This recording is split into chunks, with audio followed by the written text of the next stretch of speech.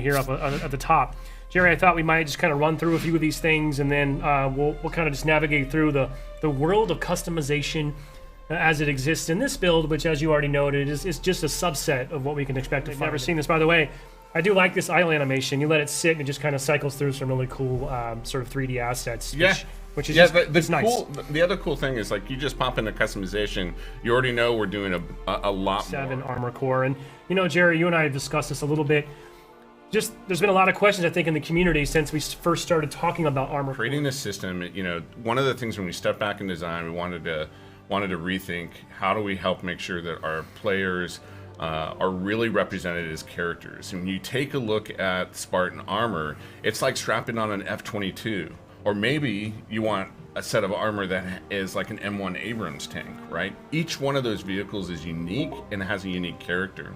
The other great thing about that, the thing we're trying to build is we're trying to make sure that the character of that armor really comes through. There's really no better way to show this than, hey, Josh, you have one of the pictures, one of the concept pictures? Yeah. Okay.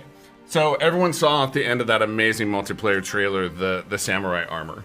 When we talk about strapping on a piece of armor as a unique character, I think our first fracture core, and that's 3 pieces of content that players can earn in season 1 by just completing a free event, which is very cool. Yeah, absolutely. And again, that type of completion where just playing the game and earning things is still a part of not only our DNA, but again, from a free-to-play game, we want to make sure that we provide multiple avenues, not just the battle pass, but you have different ways, and we'll show that as we go forward, different ways in which you can earn things. Yeah, right now I'm just kind of cycling through the weapon bench just to give give our viewers a sense of what that looks like. So, you know, if I were to equip weapon coatings, I could check them out here. I'm just sort of scrolling through, giving people a chance to see some of the weapons that we have in the game currently that they'll be able to check out. So I really love this feature. This is so sweet because every time you pick up a weapon, right, you take it off the weapon pad, it is your weapon, and it'll be skinned the way you want it to. Vehicle bay. I mean, one quick caveat here is none of the experiences in this tech preview build will let you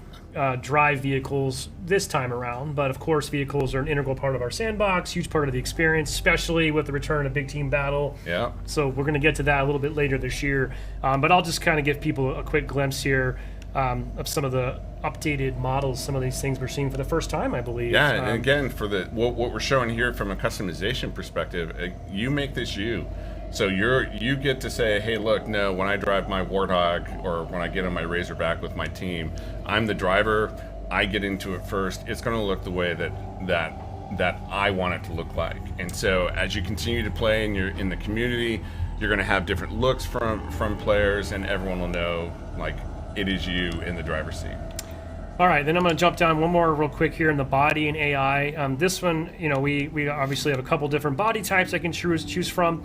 I really love actually the depth that we've been able to go to now for prosthetics, right? Just an additional layer of customization and, frankly, inclusivity as well. Yeah, sure. I mean, the biggest thing is just about, you know, from a philosophy perspective for player first is we want everyone to be able to represent themselves.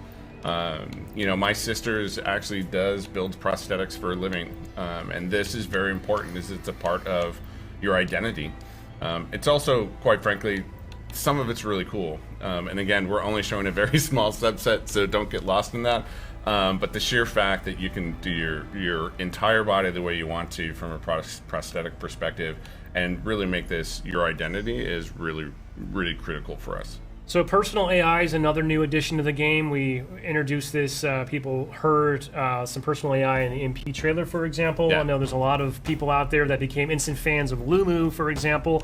And I think, you know, we'll talk more about this probably with Tom French in a bit, and we'll see it in action in some of our additional footage. But, you know, this is just a subset, right? So and it's also just the beginning. Like, this is the biggest thing. We have so many things in which you can really express yourself, you know, the way you want to, and even your AI sidekick, it's yours to express. Like, it's yours to make yours. And I think the cool thing is that when you see Tom talk about it, and you see the modes you're going to use it in, it really becomes a part of the personality that you bring to the field. Yeah, and you know, each AI here, for example, has their own unique voice, their own unique personality. Yep. It's really fun, and then you can go one step further if you want to, and actually even a subset of colors as well. So personal AIs are one of my favorite additions to the game currently, and I can't wait for players to experience more of that. For us from a player first perspective. And then of course you're going to get people like me. I'm going to sometimes get sniper challenges. Now, I'm not Clutch in any way, shape, or form, or Miquin or any other pro team. I will skip that challenge. So I'll definitely probably swap that for sure. And I'll want to make sure that I don't have to do that, because I'm not good at it at all. So let's look at the battle pass. So we're going to buy this? Is that what we're going to do? Yeah, we granted you. You're just like a real tech preview participant. Right, so we have given you some money, Jerry. All right, good. I get paid today. Sweet. All right. Sweet. Got the pass. We're ready to go. So, as you can see, I bought it, so now you can't see the free labels.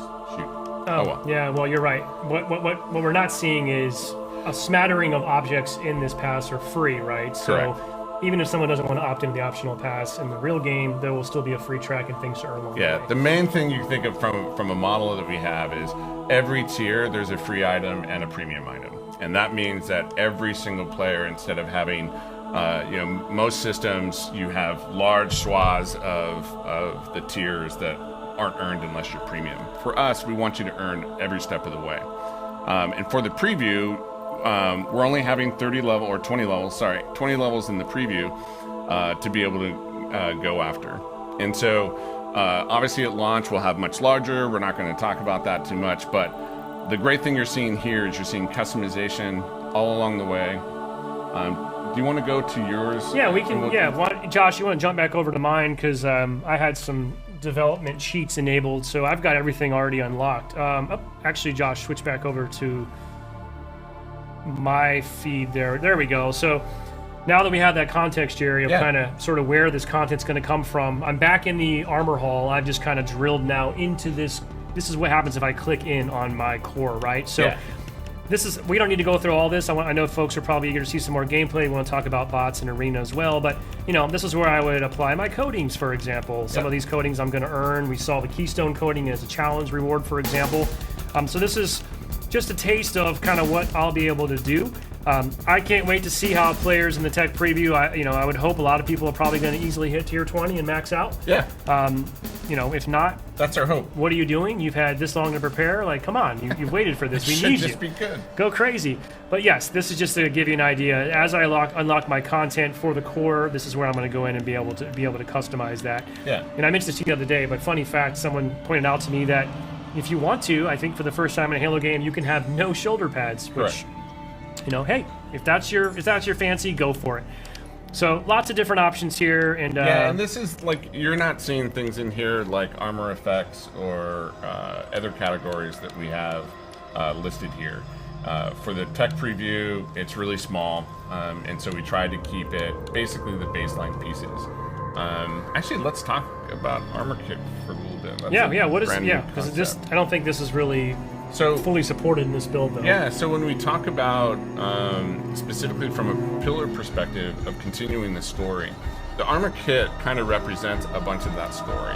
And so when you see the season, and when we say story, we mean the continuing story of the universe from after when you're in campaign as Master Chief.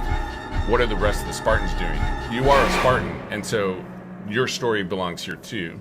But it's also a place in which you can show iconic characters within the Halo universe. And so a kit, for example, you might get, George or Emil, and that is an entire kit unto itself. And so you want to, you actually want to go fly do your battles on the battlefield like George.